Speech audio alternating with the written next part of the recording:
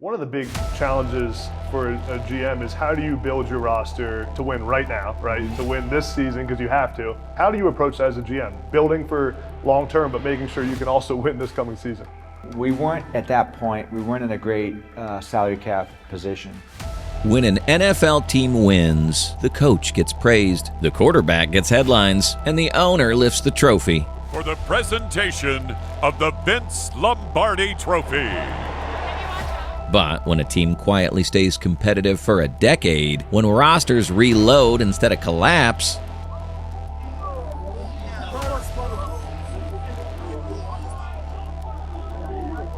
when mistakes don't become disasters, there's usually one person behind it, and fans barely talk about them. The most influential people in the NFL aren't on the sideline, they're in the front office.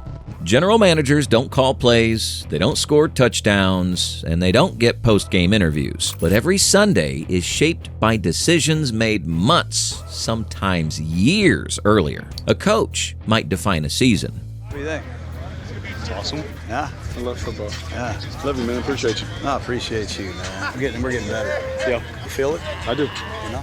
A quarterback might define a moment, a general manager defines eras. Fans often think the GM's job is simple. Draft well, sign good players, avoid bad contracts. In reality, it's constant trade-offs. Short-term competitiveness versus long-term flexibility. Star power versus depth. Upside versus certainty. Some front offices treat team building like a sprint. Others treat it like asset management. Breaking every rule in the book. No sunglasses, no cell phones, breaking every rule in the book. Stockpiling flexibility, spacing out risk, and avoiding decisions that trap them 2 years down the line. We'll come back to why that matters. New England Patriots.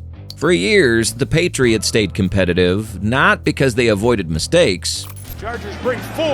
May can't get away. but because they managed them. Contracts were structured with exits. Draft picks were constantly cycled. Flexibility was treated like a competitive advantage. Green Bay Packers. Green Bay prioritized continuity and development.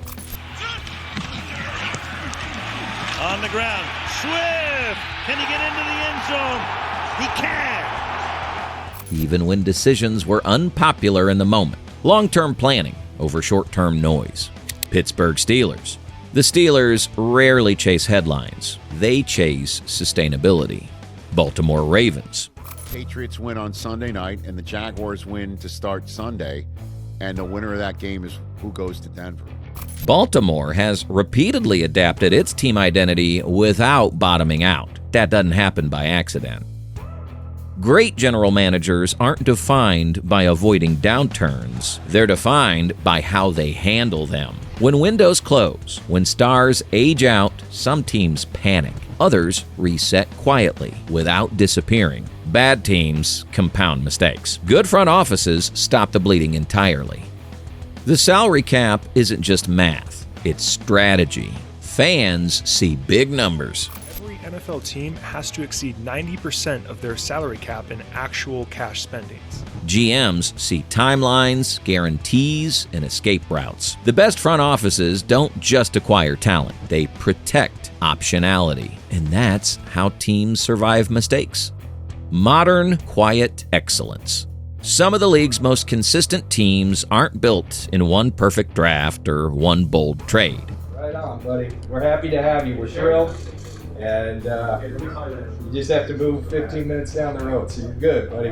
Well, hey, enjoy the night, man. You deserve all that you've earned it. They're built on layered decisions, constant value hunting, refusal to stand still. Case study, Seattle's front office reset. One modern example of this approach can be seen in Seattle. When the Seahawks began transitioning out of one of the most successful eras in franchise history, the challenge wasn't winning games. Get there with the second effort. The ball has come out. No whistle on the field.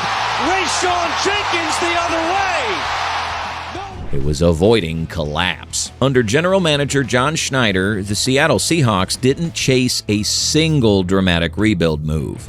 I'm doing great. Good, man. Hey, we're getting ready to pick here in round 3. Pick number 15, 79 overall, okay? You wanna join the Seahawks?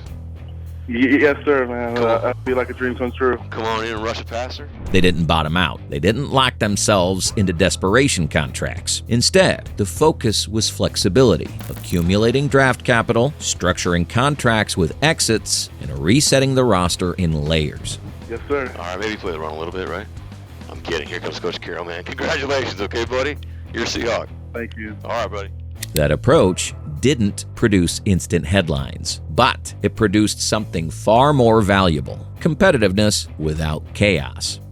And that's why NFL general managers don't get enough credit. When teams collapse, it feels sudden. Gotta make it. Get it. Oh, nice. Yeah, let's go, baby. And when teams quietly reload, it feels inevitable. But behind that stability is someone managing risk, timing, and patience long before Sundays arrive. Great teams aren't just coached well, they're decided well. Which NFL general manager do you think deserves more credit, and why? Tune in for more Red Zone tales. Like and subscribe.